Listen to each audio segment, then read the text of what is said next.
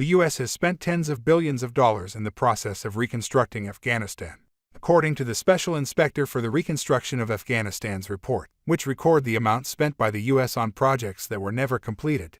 $500 million was spent on a fleet of planes that flew for a year before being scrapped for $40,000. According to official data provided by SIGAR, the United States has allocated a total of $145 billion for the entire reconstruction process in Afghanistan.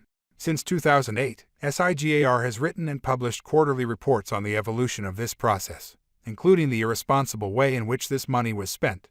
SIGAR claimed in a report dated October 2020 that it had managed to perform a financial audit for just $63 billion spent, over half of the entire money, at a time when the cost of rebuilding had reached $134 billion. $19 billion, over a third, of the $63 billion was lost to waste, fraud, and abuse. The initiative to acquire transport aircraft for Afghan military aviation is a good example of waste and lack of vision. The Pentagon decided in 2008 to buy 16 Italian-made G222 aircraft that could take off and land on improvised runways. The total cost of the project is $549 million. The planes flew nonstop for the first year on varied missions. SIGAR Chief Inspector John Sopko saw these planes parked on the runway at Kabul airport after a time and inquired as to what they were looking for. The planes were scrapped for $40,000 in 2016.